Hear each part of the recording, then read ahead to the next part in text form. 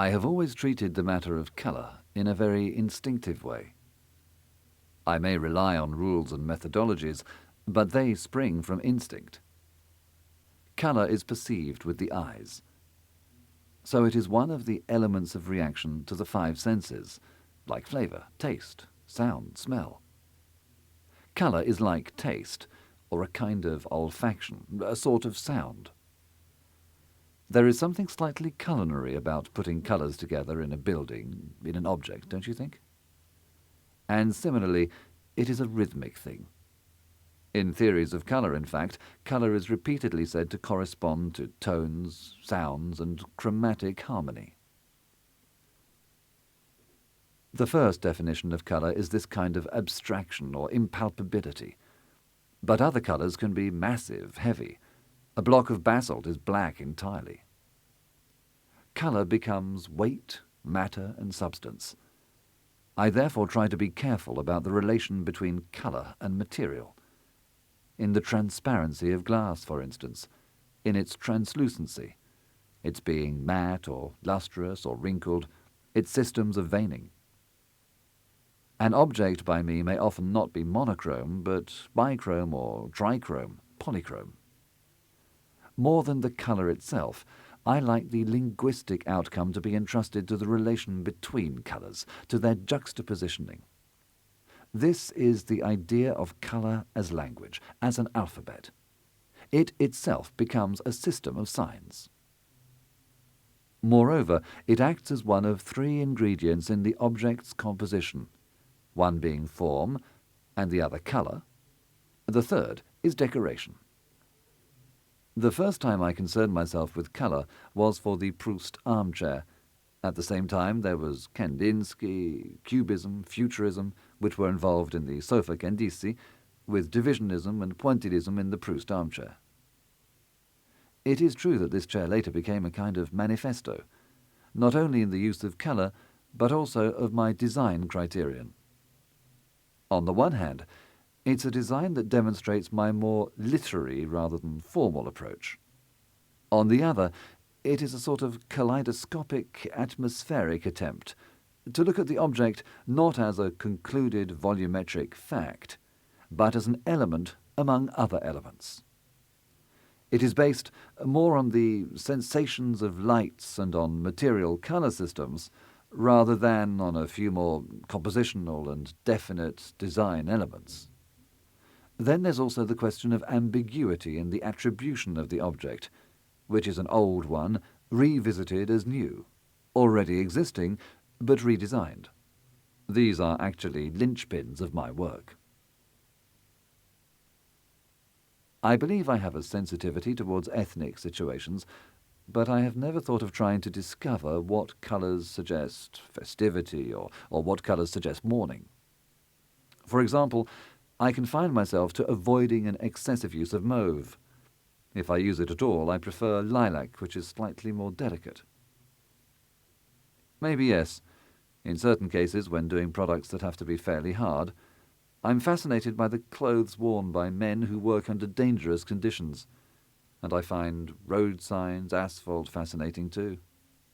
Or again, in ethnic terms, I'm enchanted by the work of Keith Haring and of graffiti painters. I don't know. I'm certainly interested in certain differences between Western and Eastern colours. African colour, for example, has a sensual appeal, strongly linked to tribality. Similar to that of the Caribbean or Brazil, it is extremely baroque. These are the tropical colours that tend to emphasise optimism, based on actual quantities of cheerful colour. Oriental colours are associated with death or with corporal rites. I'm not talking about the Japanese. I'm talking about India and Indonesia. They are, in any case, colours linked to the structure of civilization, to the structure of the world. In Nordic countries, for instance, you find colours that become the landscape itself, like sky and sea, that blend together into a grey nuance. Another system of colours that has always fascinated me because it is the fruit of emptiness is that of precious stones like sapphires, tourmalines, topazes, rubies and emeralds, which have these colour symbols of purity. so they are deeply spiritual. A vision that I have when I'm working on a design project or on an architectural project is that of making a flower, or similarly a fish or insect or bird. The method is to treat projects as a zoological collection, as a kind of natural history museum. In it, certain things have that rather fabulous wonder that you find in an insect, a flower, or an orchid. As far as I'm concerned, design is on a parallel with the traditional use of colour in painting. I have been deeply influenced by painting, due also to a lifetime spent in an apartment crammed with contemporary paintings. So for me, colour tends to be excessive, rather like colour as painters see it.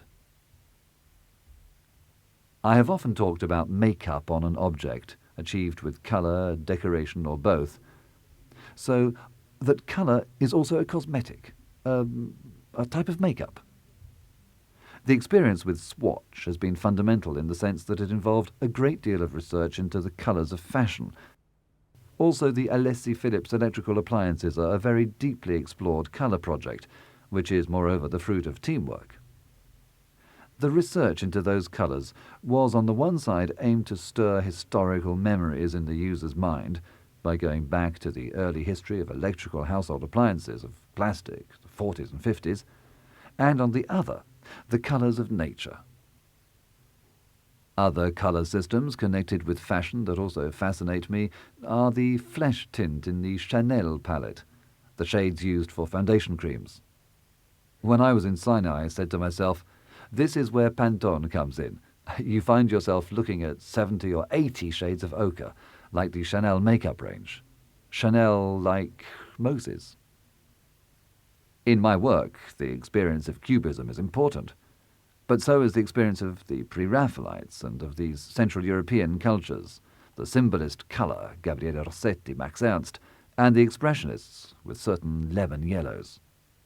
But also the anthroposophists, the Goetheanum at Dornach, with those terrifying lilac, pink, pale blue and yellow frescoes, the self-illuminating colours that place an aura around things. I like the ageing of colour on things or in paintings, where it's even lost altogether, so we know it was there, but it's not there anymore, as in classical architecture. Or then the colour may change, because a light blue turns into a carmine. It becomes a shroud, a reference. Where you know there was a Pompeian red, you actually see white. I find this really fascinating. I also search daily for designing things that contain the soul. So my work is a kind of wheel, where certain elements remain unchanged. It's a long itinerary, evasive, dispersive, for a brief history.